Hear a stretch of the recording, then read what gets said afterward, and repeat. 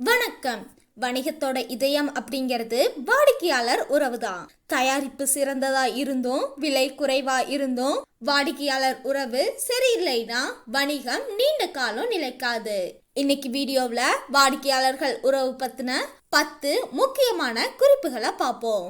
முதல் குறிப்பு என்னதுன்னா, கேட்பதன் சக்தி. வாடிக்கையாளரை கேட்க கற்றுக்கோங்க. உண்மையாவே கேள்விகள் கேட்கறது வாடிக்கையாளர் உறவோட அடித்தளம். உங்களுக்கு எப்படி பிடிச்சது, நாம் எப்படி மேம்படுத்தலாம் அப்படின்னு கேட்கறது நீங்க மதிக்கிறீங்க அப்படிங்கறதையும் மேம்படுத்த விரும்புறீங்க அப்படிங்கறதையும் காட்டுது. வாடிக்கையாளரின் கருத்துக்களை ஆவலுடன் கேளுங்க, பதில கவனமா கேளுங்க. இது விலை மதிப்பற்ற தகவல்களை தரும். இரண்டாவது குறிப்பு என்னதுன்னா, நேரத்தின் மதிப்பு. விரைவான பதில் நம்பிக்கையை தரும். இன்னைக்கு இருக்கிற வேகமான உலகத்துல வாடிக்கையாளர்கள் உடனடியா பதில்களை எதிர்பார்க்கறாங்க. ஒரு மின்னஞ்சலுக்கு, ஒரு மெசேஜுக்கு, ஒரு புகாருக்கு விரைவா பதில் அளிக்கிறது உங்களோட நேரம் மதிப்பு மிக்கது அப்படிங்கறத காட்டுது. இது நம்பிக்கையை உருவாக்குது. பதிலளிக்கும் நேரத்தை குறைக்க ஆட்டோ ரெஸ்பான்ஸ், சாட்பாட் மாதிரியான தொழில்நுட்பங்களை பயன்படுத்துங்க. மூணாவது குறிப்பு என்னதுன்னா, புகார்கள், மறைக்கப்பட்ட வாய்ப்புகள். வாடிக்கையாளர் புகார்கள் ஒரு வாய்ப்பு. புகார் அப்படின்னு வந்தா விரட்டக்கூடாது, அது ஒரு மறைக்கப்பட்ட வாய்ப்பு. ஒரு வாடிக்கையாளர் புகார் செய்யறாங்க அப்படின்னா அவங்களுக்கு இன்னும் உங்க மீது நம்பிக்கை இருக்கு, திருத்திக் கொள்ள வாய்ப்பு தர்றாங்க அப்படின்னு அர்த்தம். அந்த புகாரை கவனமா கையாண்டு அவரை மகிழ்ச்சியா மாத்தினா அவரு உங்களோட விசுவாசமான வாடிக்கையாளரா மாறுவாரு. நாலாவது குறிப்பு என்னதுன்னா, கனிவான சொற்களின் சக்தி. நன்றி சொல்ல மறக்காதீங்க. நன்றி அப்படின்னு சொல்றது ஒரு சின்ன செயல், ஆனா அதோட தாக்கம் மிக பெரியது. ஒரு வாக்கியத்துக்கு அப்புறம், ஒரு கருத்து தெரிவிச்சதுக்கு அப்புறம், ஒரு பரிந்துரைக்கு அப்புறம் ஒரு எளிய நன்றி சொல்லுங்க. இது வாடிக்கையாளரை மதிக்கிறோம் அப்படிங்கறத காட்டும். இந்த சின்ன பழக்கம் ஒரு பெரிய உறவை வளர்க்கும். அஞ்சாவது குறிப்பு என்னதுன்னா, நம்பிக்கையின் அடித்தளம்.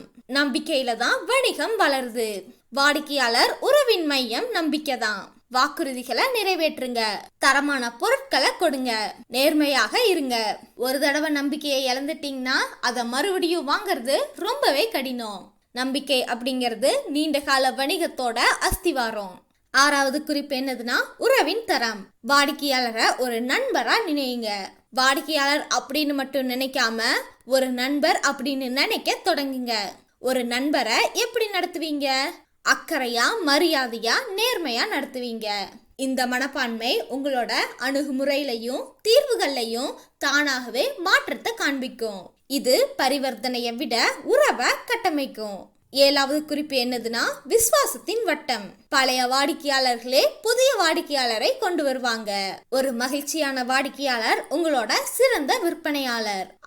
அவருடைய நண்பர்கள், குடும்பத்தினர், சகாக்களிடம் உங்களை பத்தி பேசுவாரு. இந்த வாய்மொழி பரிந்துரை எந்த ஒரு விளம்பரத்தையும் விட சக்தி வாய்ந்தது. அதனால இருக்கும் வாடிக்கையாளர்களை பராமரிப்பதுல கவனம் செலுத்துங்க. அவங்களே உங்களோட வணிகத்தை வளர்ப்பாங்க. எட்டாவது குறிப்பு என்னதுன்னா, தனிப்பட்ட தேடுதல். தனிப்பட்ட சேவை அதிக தாக்கம் ஏற்படுத்தும். அன்புள்ள வாடிக்கையாளர் அப்படின்னு அழைக்கிறத விட அன்புள்ள ரமேஷ் அப்படின்னு பெயரை சொல்லி கூப்பிடுறது எவ்வளவு நல்லா இருக்கு. வாடிக்கையாளரோட பெயரு, அவங்க இதுக்கு முன்னாடி என்ன வாங்கினாங்க, விருப்பங்களை நினைவுல வச்சு தனிப்பட்ட தொடர்பு கொள்ளுங்க. இந்த சின்ன முயற்சி ஒரு பெரிய உணர்வை ஏற்படுத்தும். ஒன்பதாவது குறிப்பு என்னதுன்னா, நேர்மையின் வெற்றி. நேர்மை மிக முக்கியம். தவறு நடந்தா அத ஒப்புக்கொள்ள தயாராகுங்க. தெரியாத விஷயம் இருந்தா தெரியாது அப்படின்னு சொல்லுங்க. ஒரு தயாரிப்புல குறைபாடு இருந்தா மறைக்காம சொல்லுங்க. நீண்ட காலத்துல நேர்மை தான் வெல்லும். வாடிக்கையாளர்கள் நேர்மைய மதிக்கிறாங்க, குறைபாடுகளை அல்ல. 10வது குறிப்பு என்னதுன்னா, அனுபவத்தின் முடிவு. வாடிக்கையாளர் அனுபவமே வெற்றியின் சாவி. இறுதியா ஒரு வாடிக்கையாளர் உங்களோட தயாரிப்பு இல்லைன்னா சேவைய பயன்படுத்தும் முழு அனுபவம் தான் முக்கியம். வாங்கும் தருணத்துல இருந்து பயன்படுத்தும் தருணம் வரைக்கும், உதவி கேட்கும் தருணம் வரைக்கும் அனுபவம் முழுவதுமா சிறப்பா இருக்கணும். இந்த ஒட்டுமொத்த அனுபவம் தான் அவரு திரும்பவும் வருவாரா, பரிந்துரைப்பாரா அப்படிங்கறத தீர்மானிக்கும்.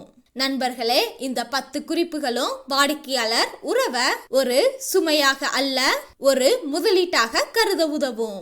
உங்களோட உறவுகளை பராமரிக்கும் போது உங்க வணிகம் தானாகவே வளரும். இந்த வீடியோ உங்களுக்கு பயனுள்ளதா இருந்தா லைக் பண்ணுங்க, ஷேர் பண்ணுங்க, அப்படியே நம்மளோட சேனலை சப்ஸ்கிரைப் பண்ண மறந்துடாதீங்க. அடுத்த வீடியோவில் சந்திப்போம். நன்றி.